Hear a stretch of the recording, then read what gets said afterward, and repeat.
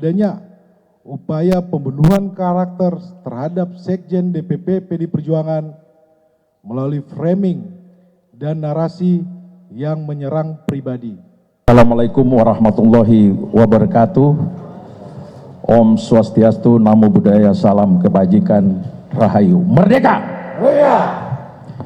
Baik rekan-rekan sekalian, saya didampingi oleh teman-teman dari DPP, kemudian Badan Hukum PD Perjuangan, malam ini menyampaikan beberapa hal terkait dengan penetapan Sekjen PDI Perjuangan sebagai tersangka oleh PDI Perjuangan,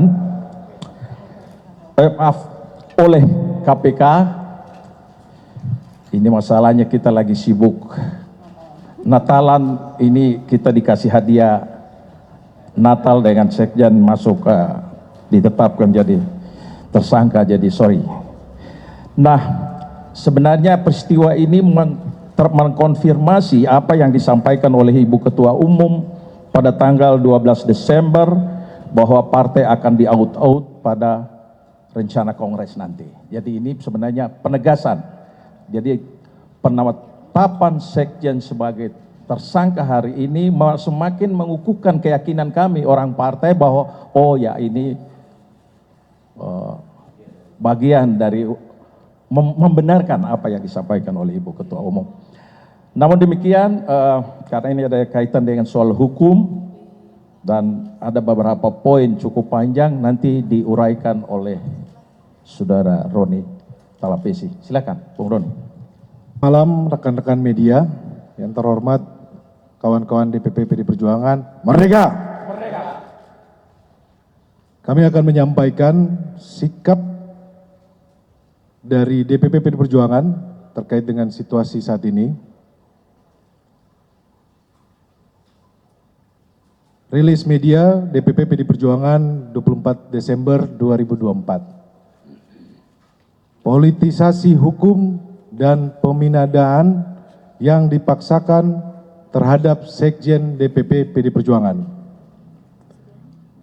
1. Status tersangka ini hanya membuktikan informasi yang beredar lama bahwa Sekjen DPP PD Perjuangan akan segera dijadikan tersangka. Hal ini juga sudah pernah disampaikan Sekjen DPP PD Perjuangan dalam podcast Akbar Faisal beberapa waktu yang lalu. Kedua, kalau kita cermati lagi, pemanggilan Sekjen DPP PD Perjuangan ini dimulai ketika beliau bersuara kritis terkait kontroversi di Mahkamah Konstitusi tahun 2023 akhir. Kemudian sempat terhenti, lalu muncul lagi saat selesai pemilu, hilang lagi. Kami menduga memang kasus ini lebih terlihat seperti teror terhadap Sekjen DPP PDI Perjuangan. Dan keseluruhan proses ini sangat kental aroma politisasi hukum dan kriminalisasi. Beberapa indikasi yang dapat dilihat antara lain, pertama, adanya upaya pembentukan opini publik yang terus-menerus mengangkat isu Harun Masiku, baik melalui aksi-aksi demo di KPK maupun narasi sistematis di media sosial yang patut dicurigai dimobilisasi oleh pihak-pihak tertentu yang berkepentingan. Kedua, adanya upaya pembunuhan karakter terhadap Sekjen DPP PD Perjuangan melalui framing dan narasi yang menyerang pribadi. Ketiga, pembocoran surat pemberitahuan dimulainya penyidikan atau SPDP yang bersifat rahasia kepada media massa publik sebelum surat tersebut diterima yang bersangkutan.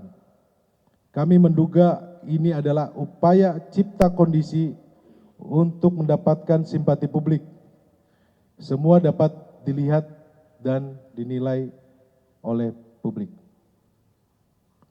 Ketiga, kasus suap Harun Masiku telah bersifat ingkrah atau disebut berkekuatan hukum tetap, dan para terdakwa bahkan sudah menyelesaikan masa hukuman. Seluruh proses persidangan mulai dari pengadilan tipikor hingga kasasi tidak ada satupun bukti yang mengkaitkan Sekjen DPP PD Perjuangan dengan kasus suap Wahyu Setiawan. Keempat,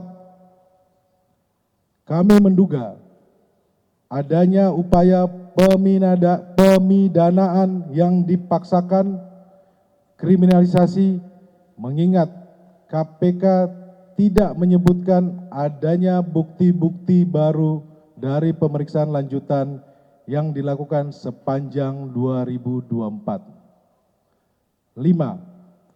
Dugaan kami pengenaan pasal obstruction of justice hanya formalitas teknik hukum saja. Alasan sesungguhnya dari menjadikan Sekjen DPP PD Perjuangan sebagai tersangka adalah motif politik, terutama karena Sekjen DPP PD Perjuangan tegas menyatakan sikap-sikap politik partai menentang upaya-upaya yang merusak demokrasi, konstitusi, juga terhadap cawe-cawe penyalahgunaan kekuasaan atau abuse of power di penghujung kekuasaan mantan Presiden Joko Widodo. Bahkan sikap tegas ini baru terjadi minggu lalu ketika partai mengambil sikap yang tegas dengan memecat 3 kader yang dinilai telah merusak demokrasi dan konstitusi. 6. Politisasi hukum terhadap Sekjen DPP PD Perjuangan ini juga diperparah dengan bocornya SPDP kepada media massa yang seharusnya bersifat rahasia, yang harusnya hanya diberikan kepada pihak terkait. Ketujuh, PD Perjuangan dan Sekjen DPP PD Perjuangan telah dan akan selalu mentaati proses hukum dan bersifat kooperatif. Kedelapan, PDI Perjuangan lahir dari cita-cita besar membawa republik ini berjalan di atas rel demokrasi dengan prinsip negara hukum yang adil dan transparan. Yang terjadi saat ini adalah politisasi hukum. Kesembilan, penetapan Sekjen DPP PD Perjuangan ini mengkonfirmasi keterangan Ketua Umum PDI Perjuangan Ibu Megawati Soekarno Putri pada tanggal 12 Desember 2024 bahwa PD Perjuangan akan diaut-aut atau diacak-acak menjelang Kongres ke-6 PDI Perjuangan.